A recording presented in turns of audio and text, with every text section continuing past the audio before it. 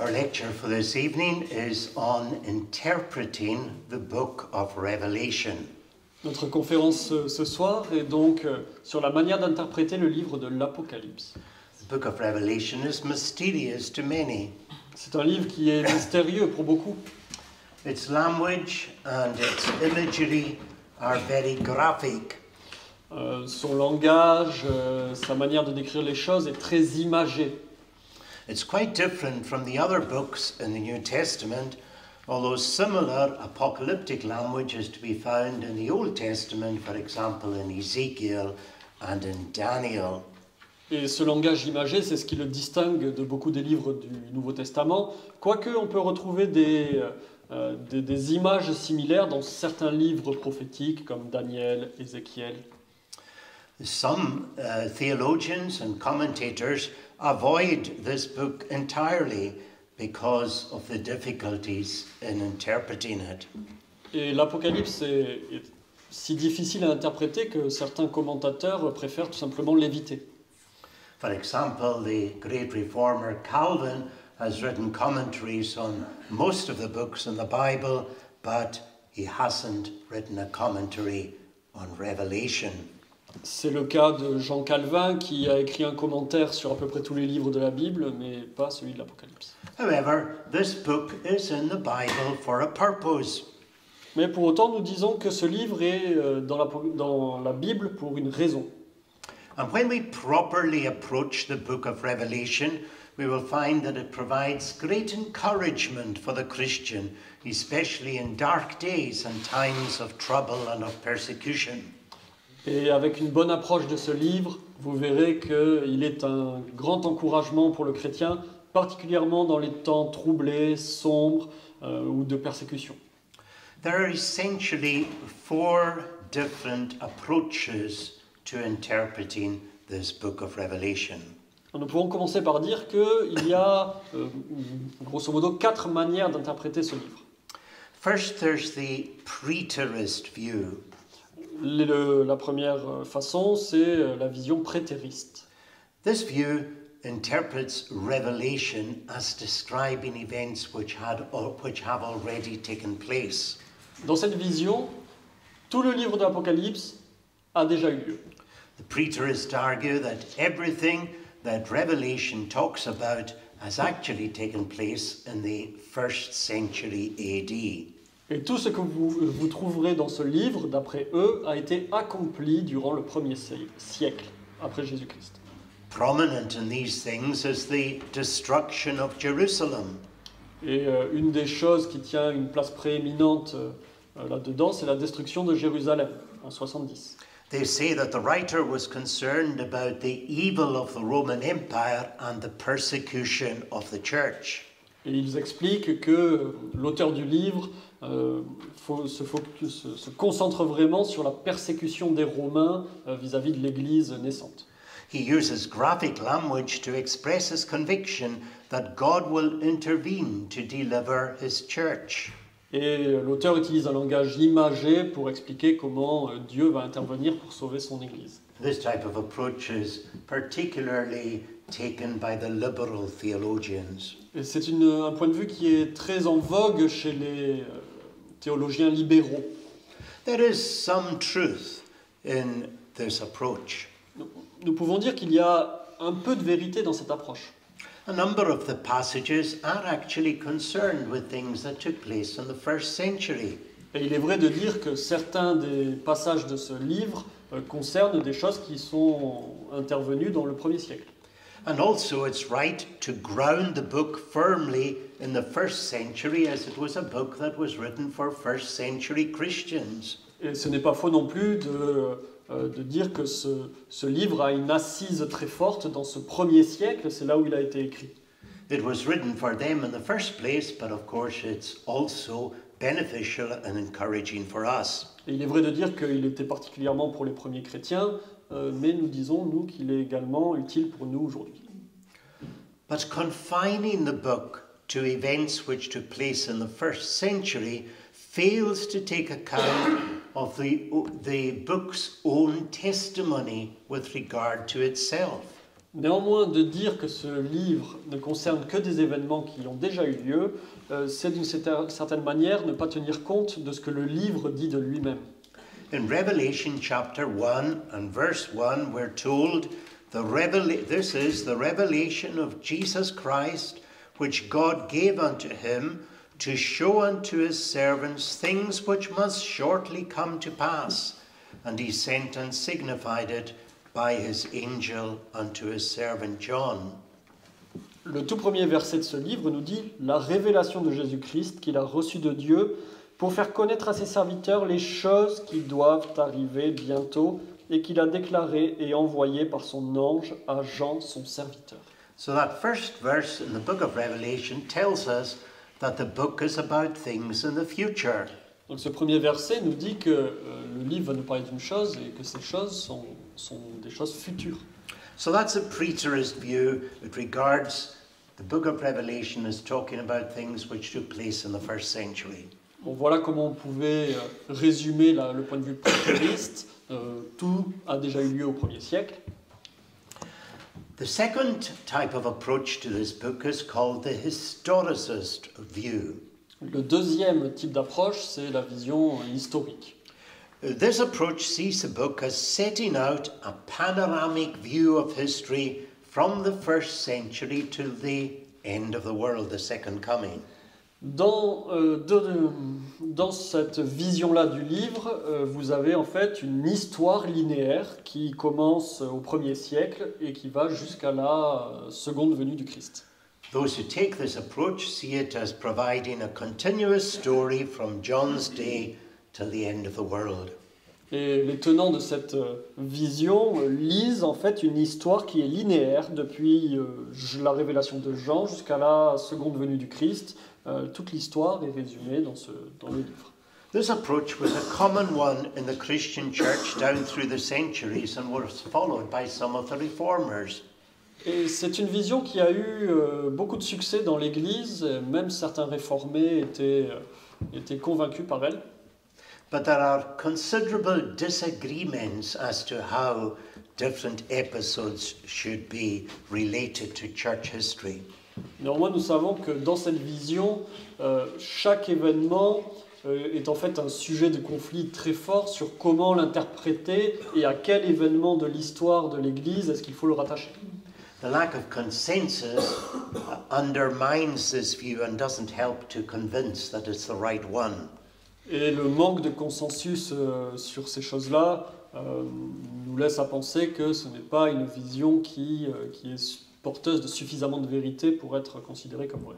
And also, this type of approach tends to deal just with European history and really ignores the history of the rest of the world. D'ailleurs, vous verrez souvent que les personnes qui tiennent ce point de vue, lorsqu'ils vous parlent de tel ou tel passage de l'Apocalypse, ils vous disent que ça se réfère très souvent à l'histoire européenne. Très souvent, l'histoire des autres continents est un peu passée sous silence dans cette vision-là. And again, there's some truth in this approach, but there's a truth that it's laying stress upon the book of Revelation is talking about future events. Pour autant, nous tirons de cette vision quelques éléments de vérité qui sont de dire que ce livre parle d'événements futurs. Ça, c'est vrai. So that's the historicist view. It's a panorama of history from the time of John to the end of the world. Donc ça, c'est la vue historique, ou enfin historiciste, on dira plutôt. Now the third view is the futurist view. Troisième vue, la vue qu'on peut appeler futuriste, la vision futuriste de ce livre. The futurist view sees all the book of Revelation from chapter 4 onward as referring to the end of the world. Dans cette vision, ceux qui croient en cette version-là, cette vision du livre, pensent que dès le chapitre 4 jusqu'à la fin, on nous parle vraiment de la fin des temps, des tout derniers temps. It sees this book as dealing not with the happenings in John's day or since then, but simply dealing with things at the end of the world. Donc ils expliquent que ce qu'on lit n'a rien à voir avec ce qui se passe à l'époque de Jean lorsqu'il écrit ou ce qui va se passer bientôt, mais que c'est vraiment des événements qui sont futurs pour la fin des temps. This view is helpful in that it emphasizes the second coming of Christ and his return, which are certainly of central importance to the book, but it detaches the book from past and present history. Nous retiendrons de cette vue qu'elle met quand même en lumière la seconde venue du Christ, dont nous disons qu'elle a une importance très forte dans le livre de l'Apocalypse. Néanmoins, elle passe quand même sous silence tout ce qu'il y a de présent et de passé dans ce livre-là. Now, the fourth view, the fourth approach to the book of Revelation is called the idealist or poetic view. La dernière vue, ça serait la vue qu'on peut appeler idéaliste ou poétique. This view emphasizes that the book is concerned with encouraging persecuted Christians in the first century and since then. Ceux qui tiennent ce point de vue expliquent que finalement le but de ce livre, c'est uniquement d'encourager les chrétiens qui souffrent. Graphic language is used to describe in imaginative ways God's triumph. Et finalement, tout ce qui est utilisé, ce sont des images pour démontrer la victoire et le triomphe de Dieu sur ses ennemis. The symbolic language is not to be taken as what will actually happen, but simply a poetic way of describing the ultimate victory of Christ and his kingdom. Et les tenants de ce point de vue nous disent « N'allez pas chercher des événements concrets dans ce que vous lirez, ce sont uniquement des images, c'est un langage symbolique. » While there's certainly truth in this, and that the overall purpose of the book is emphasized as a book of encouragement, this approach ignores the first verse in the book, which tells that it's a prophecy of things to come. Bien que nous disons que ce point de vue a aussi du positif, en ce que, effectivement, l'Apocalypse est là pour encourager les chrétiens, nous disons que il y a une difficulté avec le premier verset que nous venons de lire, puisque le livre lui-même nous dit qu'il va nous parler d'événements futurs. Donc c'est bien que ce n'est pas que des images. Now, what is the approach then that we should take to this book? Alors, quelle est la vue à adopter pour étudier ce livre? There is a grain of truth in each of these approaches, but none of them are entirely satisfactory. Nous avons vu que chaque point de vue a un petit peu de vérité, mais que pris individuellement, ils ne sont pas satisfaisants. I believe that William Hendrickson, who has written a short commentary on this book called More Than Conquerors, helps us greatly in interpreting the book of Revelation. Nous pensons qu'un écrivain connu qui s'appelle William Hendrickson et qui a écrit un commentaire de l'Apocalypse dans son livre Plus que vainqueur nous aide grandement à comprendre ce livre. I don't follow all his interpretations, but the general outline that he gives is very helpful.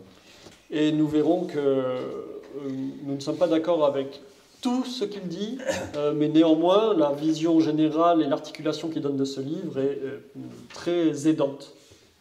He begins by noting that the book was written to encourage first century Christians who were suffering severe persecution, and of course to encourage the rest of us in the following centuries.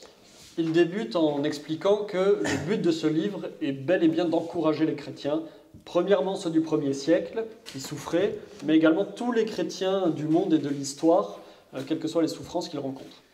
He follows the preterists in saying that some of the events referred to have actually taken place even before John wrote the book. Il est d'accord avec certaines affirmations prétéristes, qui est de dire que certains passages ont déjà été accomplis, et même certains passages sont déjà accomplis avant que Jean ait rédigé son livre. He follows the idealists in seeing the book as one to encourage, not simply to reveal secrets.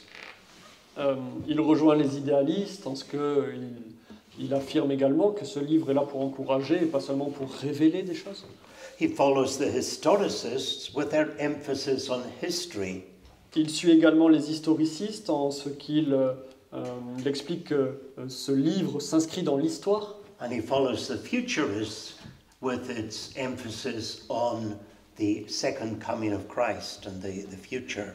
Et enfin, il suit les futuristes en ce que il s'accorde à dire que la seconde venue du Christ est un événement extrêmement important du livre de l'Apocalypse. However, essentially he sees the book as consisting of 7 sections which are parallel. Ce qu'il explique, c'est que ce livre est constitué de 7 sections parallèles.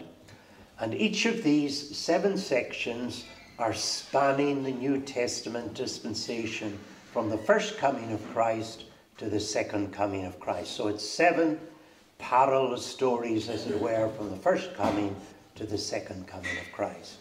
Et il explique donc que le livre de l'Apocalypse consiste en 7 sections parallèles, chacune de ces sections reprenant à son compte toute l'histoire de l'humanité entre la rédaction du livre de l'Apocalypse, la venue du Christ, et la seconde venue du Christ.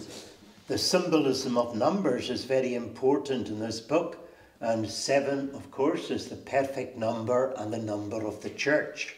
Il explique également qu'il y a un fort symbolisme dans ce livre, notamment avec les chiffres et les nombres, et le chiffre 7, par exemple, représente la perfection de l'Église. Much of the language is, of course, figurative and characteristically apocalyptic and shouldn't be taken literally. Et il explique également que beaucoup des manières de parler de l'Apocalypse sont des figures de style figurative et avec un langage apocalyptique et qu'il ne faut pas toutes les prendre de manière littérale. So we'll now look briefly at the book and notice its various sections. Alors, quelles sont les sections que nous propose Hendriksen? The first section is chapters 1 to 3. La première, du chapitre 1 à 3. This describes Christ in the midst of the 7 golden candlesticks which represents the church. Dans ces chapitres, nous voyons tout d'abord le Christ au milieu des 7 chandeliers qui représentent l'Église. Christ is presented in his exalted glory as the king and head of the church, actively involved in ruling and defending his church. Le livre s'ouvre avec une présentation du Christ glorieuse en tant que roi, que tête de son Église et qui est impliqué de manière active dans le gouvernement de son Église, la défense de son Église. The 7 churches in Asia were indeed real churches of the first century. Et les 7 églises représentées par ces 7 chandeliers correspondent aux 7 églises qui existaient réellement à cette époque en Asie mineure. However, they're also representative of the church in all ages until the return of Christ. Mais pour autant, il affirme que ces 7 églises sont aussi une représentation de toutes les églises qu'il peut exister dans le monde jusqu'au retour du Christ. There are 7 churches, and as we noticed, 7 is the complete and perfect number and the number of the church. Et nous voyons ce chiffre 7 qui n'est pas anodin et qui représente aussi la perfection de l'Église, toute l'Église dans tous les temps. These letters are highly significant and relevant for the churches of today, both rebuking evil in the church and encouraging the church to stand faithful and firm for Christ and his truth. Et d'ailleurs, nous voyons que lorsque nous prenons et nous lisons les lettres adressées à ces 7 églises, qu'elles sont parfaitement d'actualité pour nous aujourd'hui et qu'elles tantôt reprennent, tantôt encouragent les églises. Now the second section is chapters 4 to 7, and this section describes the book with the 7 seals. La deuxième section s'étend des chapitres 4 à 7 et nous présente les 7 sceaux. First, we are given a vision into heaven, and there we see the throne that rules heaven and earth. Tout d'abord, nous avons une vision du trône de Dieu qui domine sur le ciel et sur la terre. What an encouragement this is to us when we are perhaps subjected to persecuting forces to realize that God is really in control. Et en voyant que Dieu est vraiment en contrôle de toutes choses, nous ne pouvons qu'être encouragés, particulièrement si nous traversons des persécutions difficiles. Psalm 97 verse 1 says, God reigneth, let the earth be glad. Le psaume 97, verset 1, nous dit que Dieu règne, que toute la terre se réjouisse. In one sense, the only reason why the earth should be glad is because God reigns. Et c'est finalement la seule raison pour laquelle la terre devrait se réjouir, c'est que Dieu règne. Then a scroll is pictured in the hand of God on the throne, and this scroll obviously contains the purposes of God with regard to the world and especially with regard to his church. Nous voyons dans le début de cette section, ce rouleau scellé qui contient finalement ce qu'on comprend être le plan de Dieu pour toute l'humanité et l'histoire. Initially, none is found worthy to open the book, but then the Lion of the tribe of Judah steps forward, takes the book, and opens the seals. Alors souvenez-vous, personne n'est trouvé digne d'ouvrir le rouleau, mais à un moment donné, le lion de Juda apparaît et est trouvé digne d'ouvrir ce parchemin. This lion is none other than Christ, the Lamb of God who was slain to take away the sins of the world. Et ce lion n'est personne d'autre que Christ lui-même, l'agneau de Dieu qui a été tué pour ôter le péché du monde. He appears in Revelation 5:6 as the lamb as it had been slain. Et nous le voyons en Apocalypse 5, où Jésus est assimilé à cet agneau sacrifié. So that takes us right back to Calvary. Et donc nous voyons bien que cette section nous ramène à la croix, au commencement. The opening of the seals is the unfolding of God's purposes or the rule of Christ in the New Testament dispensation. Et nous voyons qu'à chaque sceau qui s'ouvre, c'est finalement une nouvelle révélation sur le plan de Dieu, sur la manière dont le Christ a de régir l'Église et l'histoire. He shall rule till his enemies be made his footstool. Et il régnera jusqu'à ce que ses ennemis soient faits le marchepied de ses pieds. This section ends with the church of God saved and at rest and peace in heaven. Et si vous allez à la fin de cette section, donc au chapitre 7, vous voyez l'Église glorieuse, sauvée à la fin des temps. So it's good for us to read the end of that section, Revelation 7, verses 14 to 17. I'll let you read it. Et il est d'ailleurs bon pour nous de lire ce passage en Apocalypse 7, des versets 14 à 17, qui nous disent « Et je lui dis, Seigneur, tu le sais. Et il me dit, ce sont ceux qui sont venus de la grande tribulation et qui ont lavé leurs robes et les ont blanchies dans le sang de l'agneau. C'est pourquoi ils sont devant le trône de Dieu et ils le servent jour et nuit dans son temple, et celui qui est assis sur le trône habitera avec eux. Ils n'auront plus faim et ils n'auront plus soif, et le soleil ne frappera plus sur eux ni aucune chaleur. Car l'agneau qui est au milieu du trône les paîtra et les conduira aux sources d'eau vive, et Dieu essuiera toute larme de leurs yeux. » Section 3 describes the 7 trumpets of judgment. That is, chapters 8 to 11. La troisième section, donc parallèle aux deux autres, s'étend des chapitres 8 à 11 et traite principalement des 7 trompettes. The previous section described the tribulations through which God's people would pass in the world. La section précédente, les sceaux, montrait finalement le plan de Dieu et comment son peuple devait passer par de multiples tribulations. The seals of trial and persecution render necessary the trumpets of judgment. Et les sceaux de la persécution et de l'épreuve de l'Église nous mènent tout naturellement vers les trompettes du jugement. In answer to the prayers of the suffering church, God sends down through the centuries his plagues on land, sea and air. Et en réponse aux supplications de ces saints qui demandent notamment justice, nous voyons Dieu répandre des jugements, des plaies, que ce soit sur la terre, dans le ciel, sur la mer. So again, this section parallels the previous one. Et nous voyons que, en fait, c'est une vision parallèle qui se superpose à l'histoire des sceaux, celle des trompettes et des jugements. The prayers of the godly offered with incense from the altar of Christ's sufferings are heard, and their persecutors are punished. Les prières des saints qui sont offertes comme un encens qui monte jusqu'à l'autel de Dieu sont entendus et ceux qui persécutent l'Église en sont en conséquent punis. Christ is ruling, restraining and conquering all his and our enemies. Christ gouverne, restreint et conquiert tous ses ennemis et également les nôtres. Again, the end point is the final judgment, and we could read these verses from Revelation 11, verse 18. Et nous voyons à la fin de cette section, chapitre 11, que nous sommes de nouveau finalement confrontés à la fin des temps et à ces derniers jours. Nous arrivons donc à la fin de cette section.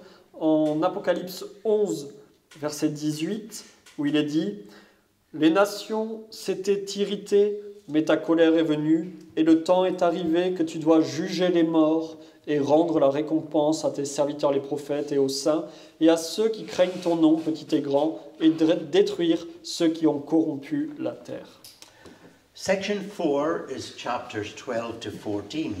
La quatrième section, parallèle aux trois précédentes, va des chapitres 12 à 14. The first half of Revelation that we have just looked at describes the struggle of the church on earth, how it is persecuted and how it is avenged, protected and victorious. Il y a un changement dans cette section puisque les trois premières mettaient le focus, l'accent sur ce qu'il se passe sur la terre, et particulièrement les épreuves de l'Église, comment elle est persécutée et comment elle est vengée, protégée et victorieuse. The second half of Revelation, to which we now turn, describes the deeper spiritual background. Mais à partir de la section 4, bien qu'elle soit parallèle aux autres, elle nous donne un regard dans un monde plus spirituel, plus en arrière-plan par rapport au monde physique. Christ and his church are persecuted by Satan and his allies. Oui, l'Église de Christ est persécutée, mais nous voyons dans cette section qu'elle est persécutée par Satan et ses alliés. This section, chapter 12, describes how the woman and the man-child are persecuted by the dragon and his helpers. Au chapitre 12, vous voyez cette section s'ouvrir avec la description de la femme qui donne naissance à cet enfant, lequel est persécuté par le dragon et ceux qui l'aident. The birth of the man-child obviously refers to Christ being born, so this takes us right back to the beginning of the New Testament age. Et vous revoyez ce parallélisme en ce que la naissance de cet enfant nous ramène à la naissance du Christ, au commencement finalement de cette histoire. The child Christ ascends to heaven, but the dragon makes war with the woman and her seed, which is of course the church. Et nous voyons rapidement à la suite dans ce chapitre que l'enfant est emmené au ciel et que le dragon, Satan, se tourne vers la femme et sa postérité pour les persécuter. Et la femme et sa postérité, c'est bien évidemment l'Église. Christ and his church are persecuted by the dragon, representing Satan. L'Église du Christ est persécutée par le dragon représentant Satan. With regard to the beasts of chapter 13, I would deviate somewhat from what Hendrickson says. Nous voyons ensuite au chapitre 13 l'apparition de la bête. Cette bête, et c'est là où je serai éventuellement en désaccord avec Hendrickson. I would rather follow the traditional Reformed interpretation which sees these beasts representing the Antichrist. I would follow the Reformed, not following Hendrickson, okay, but following the Reformed. Et en ce sens, il va suivre plutôt la tradition réformée qui voyait dans cette bête l'Antichrist. The first beast arises out of the sea, which represents the nations, a fearful, persecuting beast, and having the characteristics of a leopard, a bear, and a lion. Nous voyons cette bête monter des eaux, nous dit le texte. Et l'eau est une référence aux nations. C'est une image assez classique dans les textes apocalyptiques. Et cette bête est décrite comme terrible, étant à la fois léopard, ours et lion. Very often the nations are spoken of as being like the sea, as it were. Et nous voyons souvent parler des nations comme étant comme la mer, comme les eaux de la mer. This would represent the Roman Empire, which terribly persecuted the early church. Cette bête représente l'Empire romain qui a persécuté de manière extrêmement terrible l'Église. It should also be seen as the persecuting governments which today persecute God's people. Mais cette bête peut être assimilée finalement à tous les gouvernements de l'histoire qui ont persécuté les chrétiens. And then we come to the beast that arises from the earth. Une deuxième bête nous est également décrite, c'est celle qui monte de la terre. This beast is represented as looking like a lamb with two horns and speaking like a dragon. Et il nous est dit que cette bête ressemble à un agneau, mais avec deux cornes, et qu'elle parle comme un dragon. This appears to represent the papacy. Et nous disons que cette bête représente la papauté. The Pope claimed to be in the place of Christ, who is the Lamb of God. Le pape prétend être à la tête de l'Église, ce qui est la place du Christ. He pretends to be gentle like a lamb, but speaks like a dragon, arrogantly claiming to be the mouthpiece of God and infallible as he speaks ex cathedra.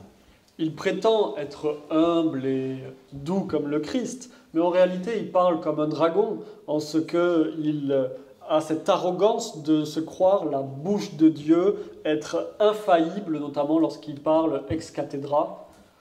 He too and his false church persecuted the true children of God, who suffered greatly at the hand of this false lamb.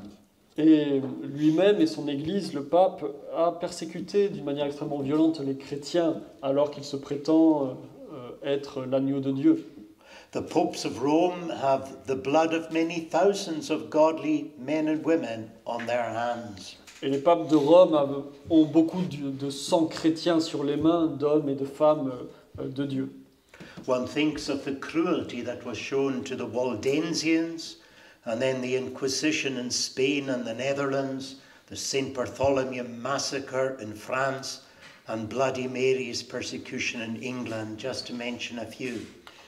Je vous renvoie à la persécution, au massacre des Vaudois, à l'Inquisition en Espagne, à l'Inquisition aux Pays-Bas. Je vous renvoie à la Saint-Barthélemy en France. Je vous renvoie à la persécution sous la reine Marie, qu'on appelait Bloody Mary, en Angleterre. This is the same individual as the little horn of Daniel 7, verse 8. On retrouve une mention de ce personnage, de ce pape, en Daniel, au chapitre 7, verset 8. The number of the true church, as we said, is 7, but the number of the church of the Antichrist is 6, given as 666 in Revelation 13, verse 18. Et c'est également dans ce chapitre qu'il y a ce chiffre de 666. Et nous disons que tout comme le chiffre de l'Église était le 7, nous l'avons vu, les 7 églises, finalement, le chiffre de la fausse Église, c'est le 6. C'est-à-dire une Église qui veut paraître la véritable Église, mais qui en réalité n'est pas à sa hauteur. It is short of 7 and is defective, and something is missing from it, something vital. Elle veut s'approcher du 7, mais elle est défectueuse, il manque quelque chose de vital. And then in Revelation 14, verse 8, we are told that Babylon has fallen. Nous voyons également au chapitre 14 la chute de Babylone. She is the church of the Antichrist and the opposite of the New Jerusalem. Cette Babylone est l'église de l'Antichrist et elle est l'inverse de la Nouvelle Jérusalem. Again, this section ends with the judgment of the wicked and the followers of the beast and the dragon at the end of world history. Et de la même manière, cette section se termine avec la destruction des bêtes, la destruction du dragon et de tous ceux qui l'ont suivi à la fin du monde. So again, we should read the end of this section, Revelation 14, 19 to 20. Revelation 14, 19 to 20. Et lisons carrément Apocalypse 14, des versets 19 à 20, qui nous dit « Et l'ange jeta la faux sur la terre, et vendangea la vigne de la terre, et jeta la vendange dans la grande cuve de la colère de Dieu. Et la cuve fut foulée hors de la ville, et il sortit de la cuve du sang qui allait jusqu'aux freins des chevaux dans l'étendue de 1600 stades. As the followers of Christ, we are on the winning side despite fiery trials and persecutions. Et en tant que chrétiens, nous sommes du côté victorieux, malgré les persécutions. We now come to section 5, chapters 15 and 16. Dans la section 5, qui s'étend des chapitres 15 à 16, This section describes the 7 vials or bowls of wrath poured out upon the followers of the dragon and the beast. nous retrouvons les 7 coupes. Les 7 coupes de la colère de Dieu qui sont répandues sur le dragon, les bêtes et tous ceux qui les suivent.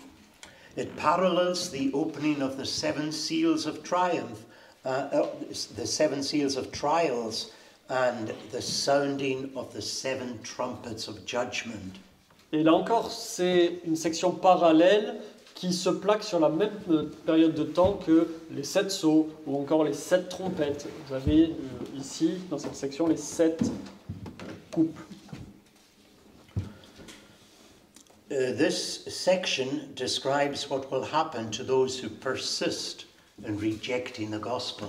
Et dans cette section, vous voyez ce qu'il advient de ceux qui persistent dans leur opposition à l'Évangile. On them will be poured out the 7 last plagues of God's wrath. Sur eux seront déversées les 7 dernières plaies de la colère de Dieu.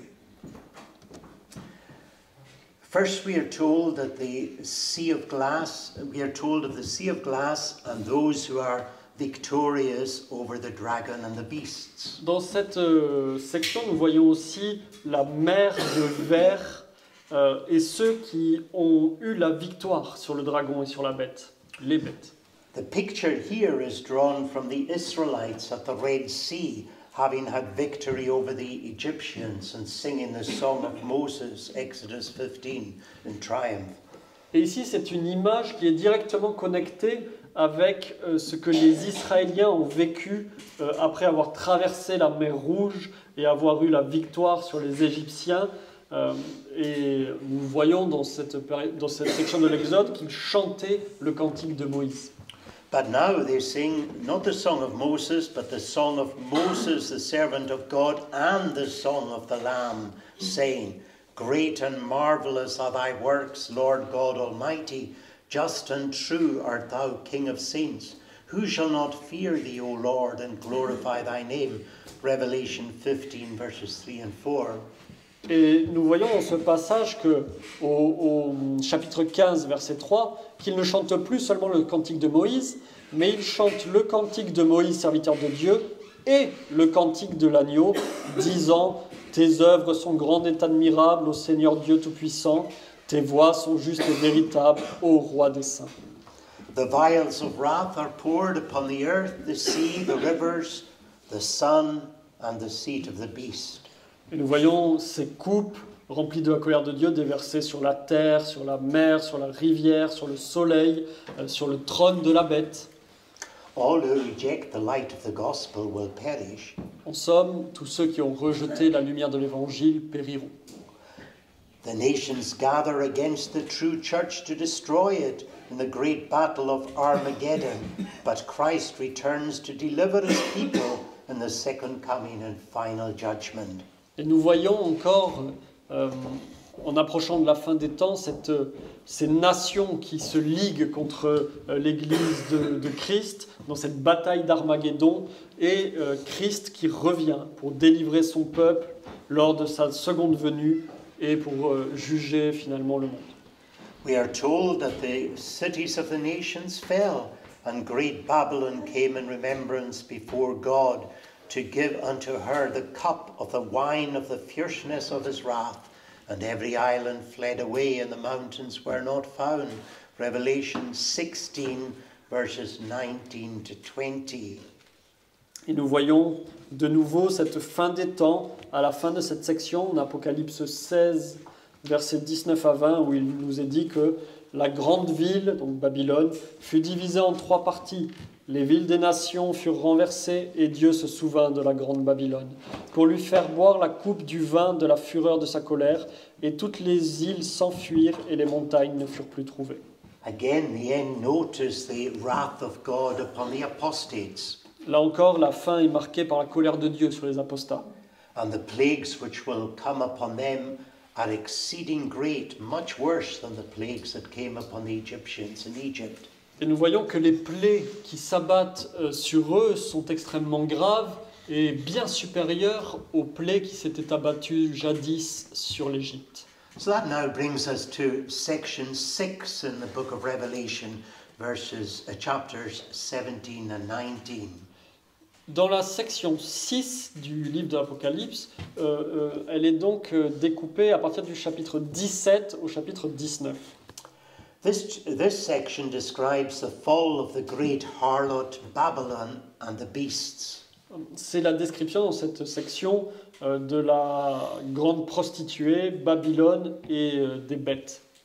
Chapter 17 describes the woman arrayed in purple and scarlet and decked with gold and precious stones, having a golden cup in her hand full of the abominations and filthiness of her fornication. Verse 4. Et donc au chapitre 17, le chapitre 17 s'ouvre avec cette description de la prostituée. Vous la voyez revêtue de pourpre, de tissu, elle est entourée d'or et de pierres précieuses. Elle a une coupe d'or dans sa main remplie de toutes sortes d'abominations, de saletés, de fornication. C'est le verset 4.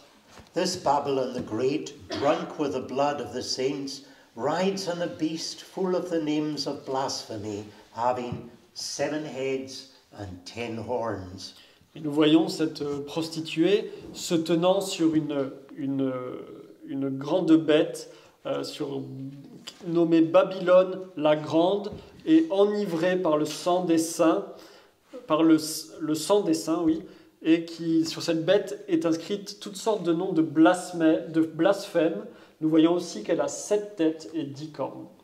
The 7 heads are interpreted as 7 hills on which the city is built, obviously a reference to Rome. L'interprétation traditionnelle de ces 7 têtes, c'est qu'elles correspondent à 7 montagnes et qui font référence à la ville de Rome à l'époque. The 10 horns are 10 kings who reign with the beast. Les 10 cornes sont 10 rois qui règnent avec la bête. They make war on the lamb. Elles font la guerre à l'agneau. We think of how the emperors of Rome set themselves up against the Christian church and persecuted it. Et naturellement, cela nous renvoie aux empereurs romains qui, se succédant, faisaient la guerre à l'Église chrétienne. Later, the Roman popes took the place of the emperors and persecuted the children of God, especially at the time of the Reformation and following that. Et prenant la suite de ces empereurs romains, c'est le pape de l'Église de Rome qui poursuivit la persécution des chrétiens, et particulièrement lors des temps de réforme. Many modern commentators, Reformed commentators like Hendrickson, interpret this great city as the world in its opposition to the church. Et beaucoup de commentateurs modernes, et c'est le cas d'Hendrickson, préfèrent interpréter Babylone comme étant finalement une image du monde de manière générale et tout ce qu'il a d'antichrétien. The world is pleasure-mad, luxurious, arrogant, and the center of anti-Christian culture and persecution. Le monde en ce qu'il a de fou, dans sa recherche des plaisirs, dans sa luxure, dans son arrogance, en ce qu'il a d'antichrétien dans sa culture, les persécutions qu'il fait contre l'Église également. However, I believe with a majority of the reformers and reformed theologians since then up till the 20th century, that it's better to see Babylon as the false church dominated by the Roman Catholic Antichrist. Mais je considère qu'il est plus exact de voir Babylone comme le voyaient les réformateurs, notamment avant le XXe siècle. Et ils considéraient sans ambiguïté que Babylone faisait référence à l'Église catholique romaine. This pretend bride of Christ deceives many with her sacraments, claims to infallibility, her pretensions to be able to forgive sin, and assertions that there is salvation for no one but within her own membership. Cette Église qui se prétend épouse du Christ, mais qui en perd plusieurs avec ses sacrements, en se prétendant infaillible, avec les prétentions qu'elle a de pardonner les péchés, et avec cette affirmation que le salut ne peut se trouver uniquement en son sein. The Roman Catholic Church has cruelly persecuted the true saints of God for centuries and would still do so if she had the power. Et nous avons vu que l'Église de Rome a cruellement persécuté beaucoup de chrétiens, et ça serait toujours le cas aujourd'hui si elle en avait le pouvoir. If, with Hendrickson and others, we take Babylon as equated with the world, it's difficult to distinguish it as a city from those who mourn over its fall, that is, the kings of the earth and the merchants. Et si nous prenons le point de vue d'Hendrickson et des commentateurs modernes qui disent que Babylone égale le monde, cela pose une difficulté puisque nous voyons dans ces chapitres de l'Apocalypse que Babylone est pleurée, la chute de Babylone est pleurée par les rois du monde, les marchands, etc. Donc il y a bien une distinction entre ce monde rempli de rois, rempli de marchands, et Babylone. If Babylon the Great is equated with the Roman Catholic Church, it's easy to see how its fall causes sorrow to those who obtain their wealth and power through trading with the church. Et à l'inverse, si on considère que Babylone fait référence à l'Église catholique, on comprend très bien comment les rois et les marchands de la terre pleurent sa chute, puisqu'il y a des liens de commerce, il y a des liens d'influence entre ces différentes entités, l'Église de Rome et le monde.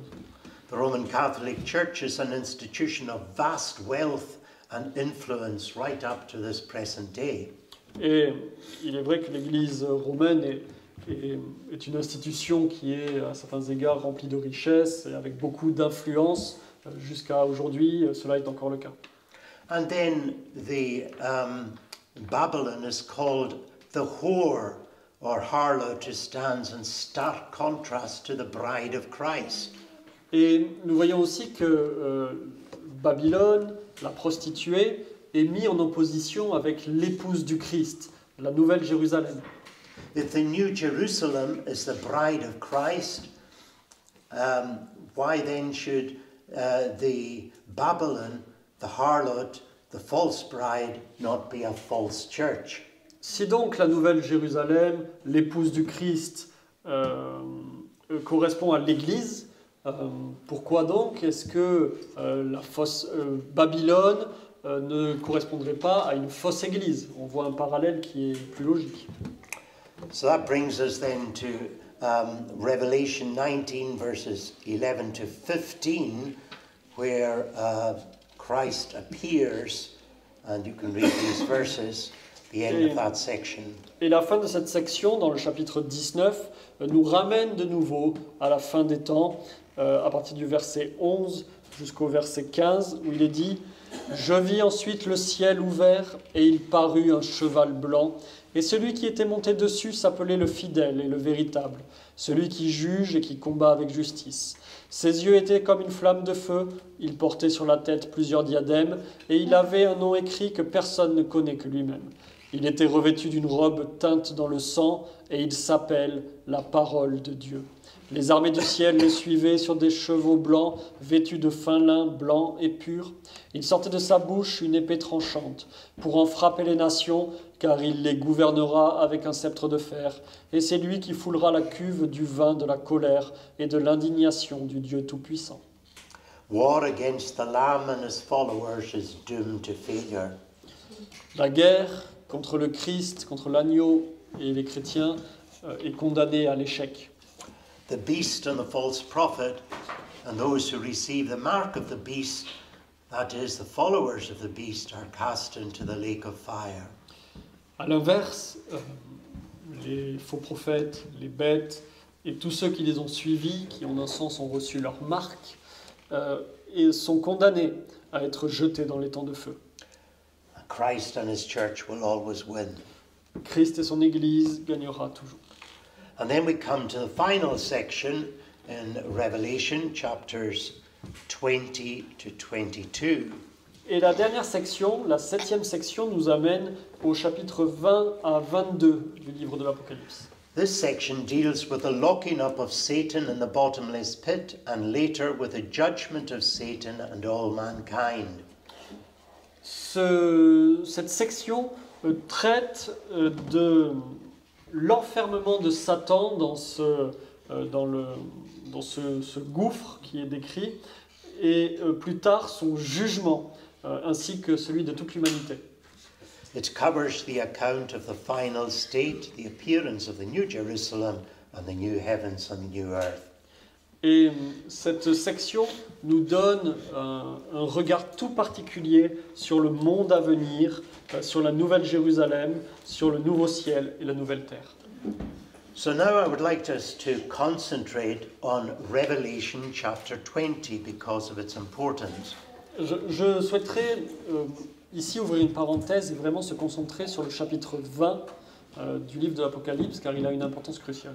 This chapter is important because we find here reference to the 1,000 years or the millennium around which various eschatological views have arisen, and so we must devote some time to it. Et il faut s'arrêter sur ce chapitre parce que il y a une référence aux 1000 ans. Les 1000 ans, appelés aussi le millénium, et sur lequel beaucoup de points de vue ont été donnés. Essentially, there are three views, though obviously there are various variations of these three views. Si l'on devait résumer, il y a trois vues principales en réalité sur ce passage-là, sur ces 1000 ans, bien qu'il y ait des variantes dans chacune de ces visions. First, there's premillennialism, and this is the understanding that Christ will one day return to the earth as a literal human king in Jerusalem and will reign for 1,000 years.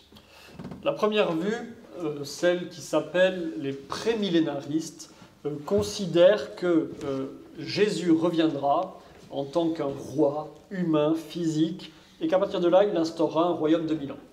This view was common in the early church and was called Chiliasm.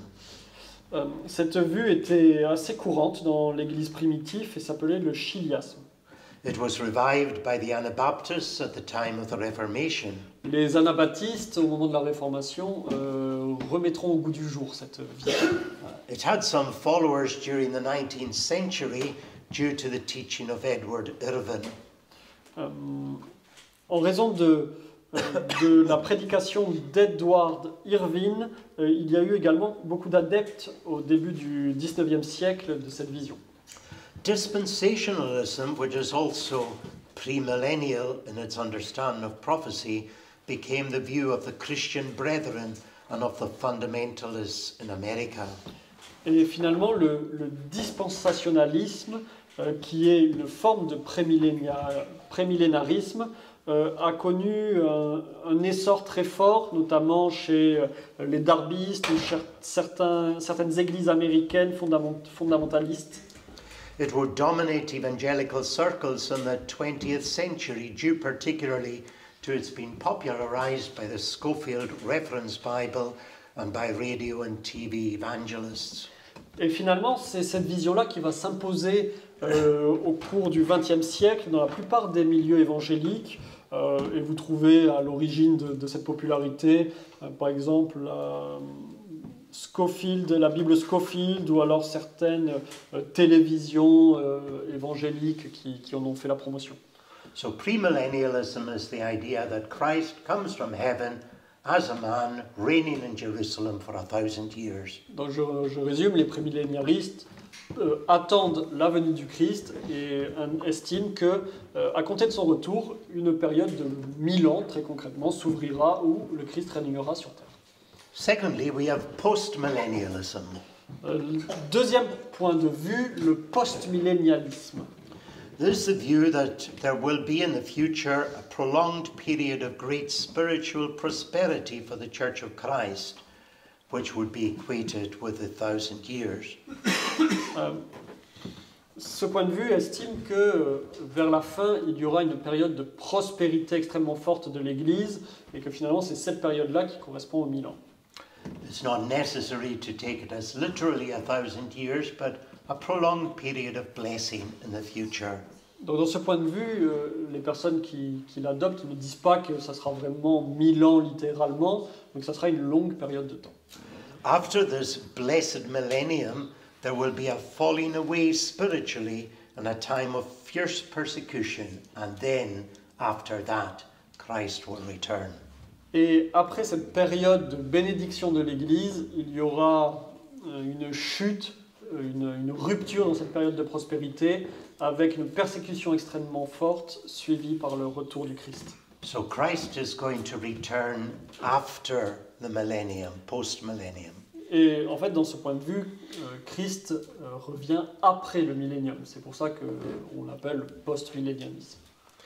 This view was the common view amongst the English and Dutch Puritans and the early Scottish and American theologians. Ce point de vue, c'était la vue la plus répandue en Angleterre, en Écosse, en Amérique, notamment du temps des puritains. It would be the position held by Jonathan Edwards, the Hodges, Alexanders, and B.B. Warfield, and many other classical biblical scholars. Et nous voyons, par exemple, vous retrouverez ce point de vue chez beaucoup de théologiens, notamment réformés extrêmement connus, comme Jonathan Edwards, comme les Hodge, comme Alexander et B.B. Warfield, et beaucoup d'autres de cette trempe-là. So that's post-millennialism, a time of blessing, and then at the end, falling away and Christ comes. Donc résumé de cette position, un temps de prospérité de l'Église, une persécution très forte, et ensuite le retour du Christ. Now the third view of Revelation 20 is the amillennial view.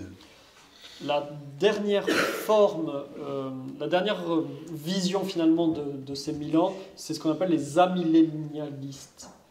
There's the view that there's no millennium, or rather that the whole New Testament age is a millennium. Et finalement, ce point de vue explique qu'il n'y a pas, à proprement parler de millénium, qu'en fait c'est toute la période du Nouveau Testament. Toute la période du Nouveau Testament correspond au millénium. This would be the commonest view amongst Reformed theologians today and the common view taught in Reformed seminaries. Et c'est peut-être la vue la plus en vogue chez les réformés actuellement et la plus enseignée dans les séminaires réformés. This view was promoted by Dutch and Dutch-American theologians in the 20th century, such as Herman Bavinck, Louis Berfkov, and William Hendrickson. Et vous retrouverez cette vue chez beaucoup de Néerlandais ou de Néerlandais américains du XXe siècle, comme Herman Bavinck, Louis Berkhoff ou encore William Hendrickson lui-même. It tends to be pessimistic in outlook, expecting things to get worse and worse till Christ returns, which could be very soon. Et à l'inverse de la précédente vue, c'est une position qui est plutôt pessimiste, c'est-à-dire les choses vont aller de pire en pire jusqu'à la seconde venue du Christ. It would seem to have been influenced somewhat by the drastic effects on the churches of higher criticism, evolutionary thinking, rationalism, and so forth. Et nous trouvons d'une certaine manière beaucoup d'influence dans cette position en lien avec la critique, la critique textuelle, l'évolution, le rationalisme, et beaucoup d'idées de cette sorte-là qui influent sur cette position. It would seem to have been affected by the pessimism which came in the 20th century with two devastating world wars. En résumé, on a l'impression que ce point de vue a été finalement influencé par le pessimisme ambiant qui s'est installé notamment après les deux guerres mondiales. These things seem to cause many modern Christians to think that a golden age of blessing couldn't possibly come. Et en raison de ce point de vue, beaucoup de chrétiens pensent qu'il n'y a pas lieu d'espérer pour finalement une église plus prospère ou plus heureuse qu'elle ne l'est aujourd'hui. So I would like now to look more in detail at Revelation 20 and to expound it. Alors comment comprendre finalement ce chapitre 20 de la Révélation, de l'Apocalypse? Revelation 20 begins with an angel coming down from heaven and binding the dragon, that old serpent, an obvious reference to the one who deceived Eve in the Garden of Eden. Si vous prenez le chapitre 20 de l'Apocalypse, vous voyez tout d'abord un ange qui vient pour lier le dragon, le serpent ancien, il est également appelé.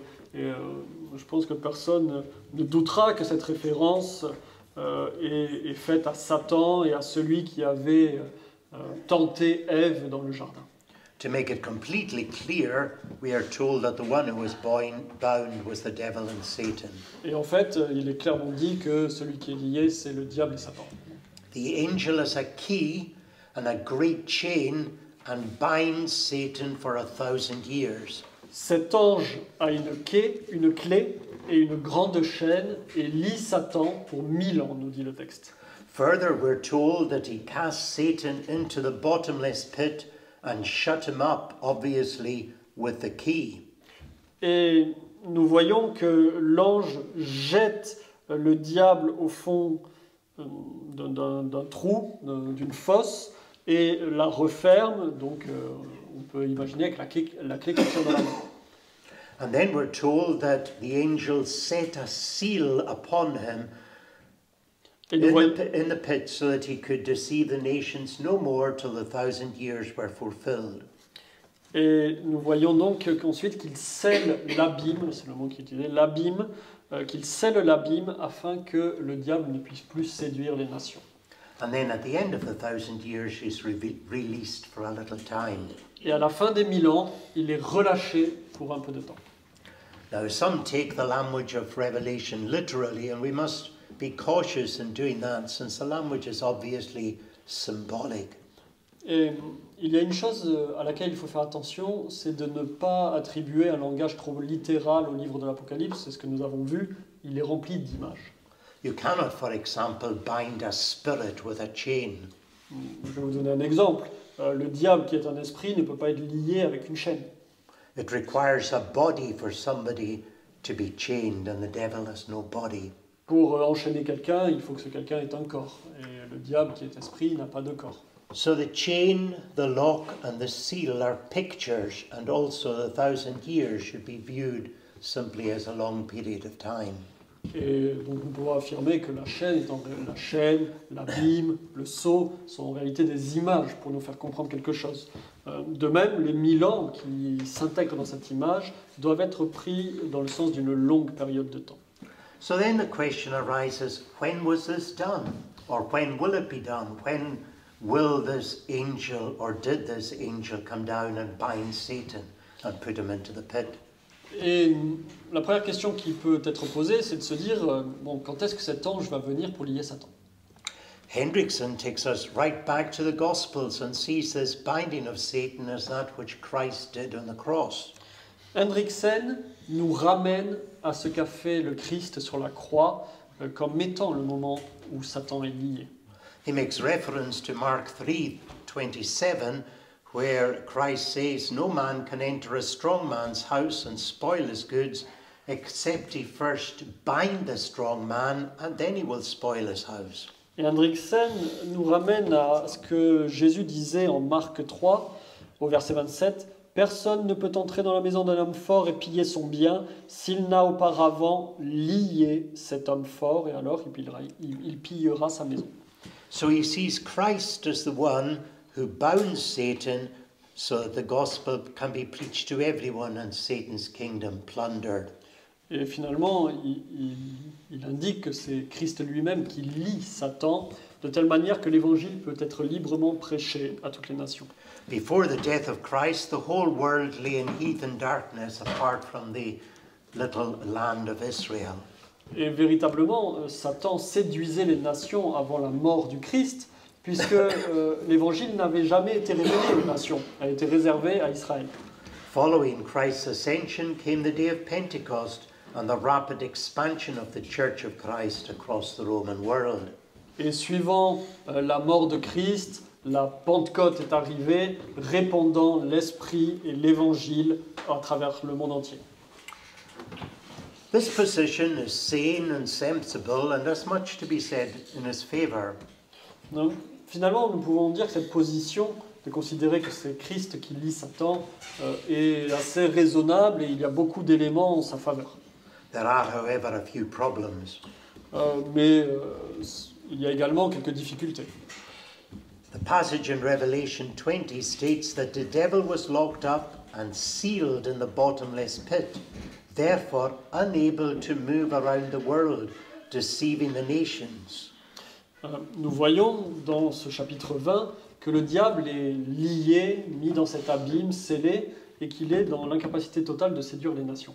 Yet Peter plainly states, "Be sober, be vigilant, because your adversary the devil as a roaring lion walketh about, seeking whom he may devour." 1 Peter 5, verse 8. Mais pourtant, Pierre, dans sa première épître, nous dit au chapitre 5, verset 8, « Soyez sobres et veillés, car le diable, votre ennemi, tourne autour de vous comme un lion rugissant, cherchant qui il pourra dévorer. » Surely Satan cannot be both locked up and walking around devouring people. Alors comment expliquer que Satan serait à la fois lié et en même temps tournant autour des gens pour les dévorer? We are told that he was unable to deceive the nations, yet Christ warns that if it were possible, the very elect would be deceived. Matthew 24:24. Nous voyons aussi qu'il est dit qu'il est dans l'incapacité de séduire les nations. Et dans le même temps, Christ, en Matthieu 24, chapitre, verset 24, nous dit que viendra un moment où même les élus seront séduits si cela était possible. Paul warns us of the need for the shield of faith to quench the fiery darts of the wicked one, i.e. the dragon, Ephesians 6:16. En Éphésiens 6, Paul nous enjoint de prendre le bouclier de la foi pour éteindre les traits enflammés du diable. We look around the world today and we see billions of men and women deceived by the devil. Et si nous regardons le monde aujourd'hui, nous pouvons voir des millions d'hommes et de femmes séduits par le diable. Think of all the followers of Islam, of Buddhism, of Hinduism, of atheism, of Roman Catholicism. They're deceived by the devil. Pensez aux musulmans, aux bouddhistes, aux hindouistes, aux athées, aux catholiques romains. Ils sont tous séduits par le diable. We are reminded of what John states in his first letter, 1 John 5:19. We know that we are of God, and the whole world lieth in wickedness, that is, under the sway and power of the wicked one. Jean, dans sa première épître, nous dit que nous savons que nous sommes de Dieu et que, à l'inverse, le monde entier gît dans la méchanceté, c'est-à-dire qu'il est soumis au pouvoir de Satan. In this verse, the Greek ponero is better translated wicked one or evil one, i.e. Satan, rather than the impersonal term wickedness. Et même nous voyons que le mot méchanceté, qui est en grec ponero, est plutôt traduit plus efficacement comme étant le méchant ou celui qui est méchant, c'est-à-dire le diable. Again, surely evolution is a great deception of Satan, and yet how widely it is accepted today. Et nous voyons toutes sortes d'attaques de Satan. Nous pouvons penser à la théorie de l'évolution et à quel point elle est acceptée largement aujourd'hui. Amillennial theologians will argue that the situation is much better than in Old Testament times, and of course that is true. Certains pourraient expliquer que tout cela est vrai, mais que c'est quand même moins pire que ce qu'il se passait au commencement du Nouveau Testament, où la lumière de l'Évangile n'avait pas pénétré les nations du tout. But even so, after the coming of Christ, more than half the world remained in just as much darkness for the next 1500 years as it was before Christ died on the cross. Mais tout de même, la moitié de la planète est restée dans les ténèbres pendant 1500 ans après la mort du Christ. A further problem is that the passage specifically states that before the end, Satan will be loosed a little season. Et une autre difficulté est que le chapitre nous explique que Satan va être relâché un petit temps. If he was bound by the great historic redemptive act of Christ on Calvary, how can he be loosed without undoing the victory of Christ on the cross? Et dans ce cas, comment, s'il était lié par la puissance de Christ avec sa victoire à la croix, comment est-ce qu'il peut être délié? Il faudrait défaire finalement ce que Christ avait fait. Surely Christ's death was a once-for-all crushing of the serpent's head. Or, nous affirmons que l'œuvre du Christ est une œuvre définitive pour écraser la tête du serpent. For those who follow the amillennial interpretation, they explain it as things getting really bad before the end. Excuse-moi. For those who follow the amillennial interpretation, they explain it as things getting really bad before the end, Satan being loosed a little Et season. donc, ceux qui adoptent ce point de vue amillénial expliquent que ça sera finalement le fait que Satan soit relâché, que les choses vont aller en s'empirant vers la fin. But of course, things have been really bad in the past with Roman Catholic persecution and Muslim persecution. Mais nous pouvons affirmer que déjà dans le passé, les choses ont été extrêmement délétères et graves. On le voit avec les persécutions, avec la persécution de l'Église romaine, avec les persécutions musulmanes. How could things possibly get worse than they are? Comment les choses pourraient-elles vraiment être pires que ce qu'elles ne sont ou n'ont été? Now finally, I want to give a case for post-millennialism. Et c'est ainsi que je voudrais vous suggérer de considérer plus attentivement le point de vue post-millénialiste. In the post-millennial understanding, this millennium is a future a future of great blessing, and it coincides with the promises of a great age of blessing foretold in the Old Testament. Nous avons donc vu que pour les post-millénialistes, le millénium correspond à cette période future de grande bénédiction et de florissement de l'Église sous le Nouveau Testament. Many of the Psalms, for example, speak of an age of wonderful blessing in the future. For example, Psalm 72, where it says concerning Christ, and you can read Psalm 72 verses 8 to 11. Et nous voyons d'ailleurs cet âge d'or décrit très longuement dans les psaumes. Prenons par exemple le psaume 72. Au verset 8 à 11, il est écrit « Il dominera d'une mer à l'autre, et depuis le fleuve jusqu'au bout de la terre, les habitants du désert se courberont devant lui, et ses ennemis lécheront la poussière. Les rois de Tarsis et des îles lui présenteront des dons. Les rois de Sheba et de Séba lui apporteront des présents. Tous les rois se prosterneront devant lui. Toutes les nations le serviront. » This has never happened up till now. This prophecy has never been fulfilled. Ce que vous lisez là n'est jamais advenu dans l'histoire du monde. Cette prophétie n'a jamais été accomplie. This future millennium would involve the conversion of the Jews described in Romans 11 and resulting in life from the dead for the Gentile world. Et nous voyons aussi que ce millénium à venir correspond à ce que Paul nous dit en Romains 11, qui est la conversion du peuple juif, qui sera assimilée à une résurrection d'entre les morts, nous dit l'apôtre. Let us look further at how the post-millennials understand Revelation 20. Alors, comment les post-millénialistes interprètent ce chapitre 20 de l'Apocalypse? Verses 1 and 2 tell of a future day when heaven will intervene in the history of the world and Satan will be greatly restrained and restricted. Ils estiment que les versets 1 et 2, où Satan est lié, correspondent en fait à une époque à venir dans lequel pourra avoir lieu cet accroissement et cette bénédiction de l'Église, et qui débutera par le fait que Satan est lié. His ability to deceive will be hugely reduced. Son habilité à perdre sera grandement réduite. False religion will largely disappear, liberal theology will have little appeal, and evolution will be seen as nonsense.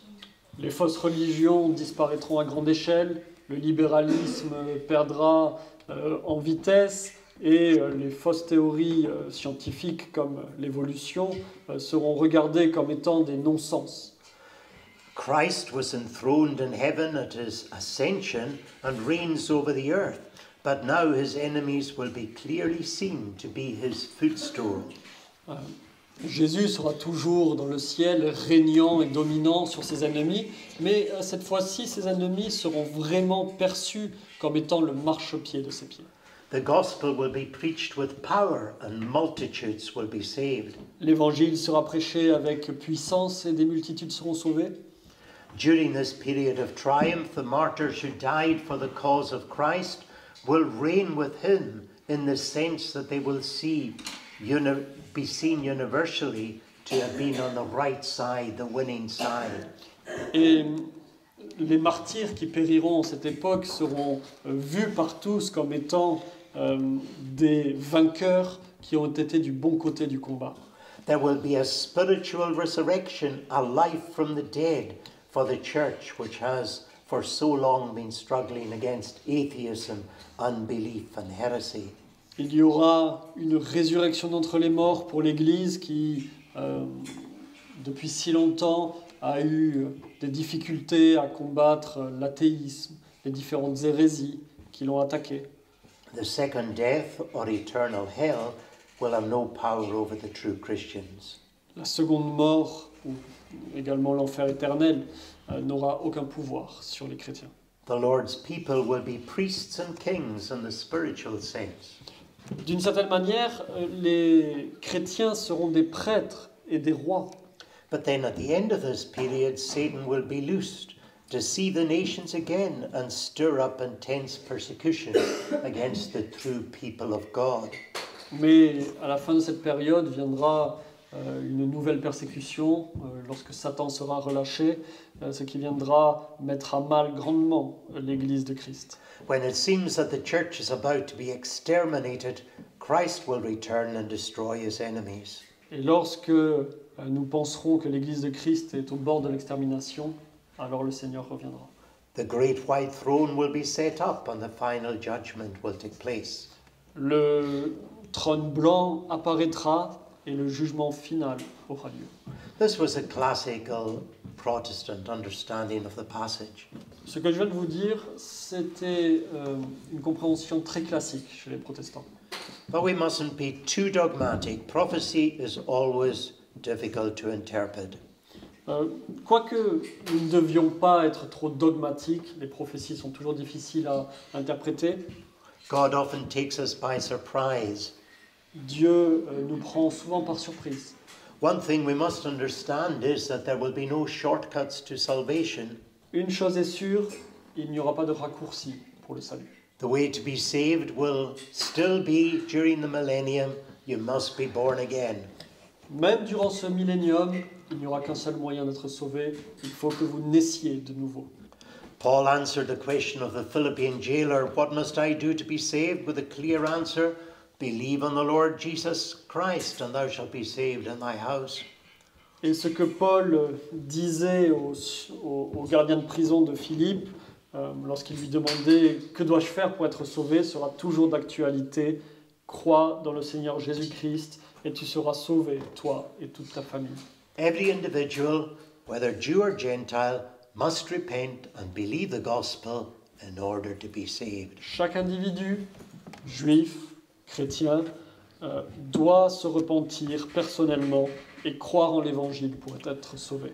The book of Revelation, as William Hendrickson rightly says, states that Christians are more than conquerors.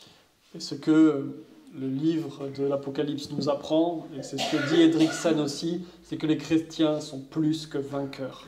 Chapters 20 to 22 declare the complete victory of Christ and his church and the destruction of all his enemies, including the dragon, Satan. Ce que nous expliquent les chapitres 20 à 22, c'est que Christ a la victoire, de même que son Église, et qu'il détruit tous ses ennemis, y compris le dragon, Satan et ceux qui le suivent. It tells of the blessed future of Christians in heaven and the fearful lake of fire which awaits unbelievers. L'Apocalypse nous parle de l'avenir merveilleux de l'Église, mais en même temps la fin tragique de ceux qui seront dans les temps de feu. Thank you for listening. Merci de m'avoir écouté.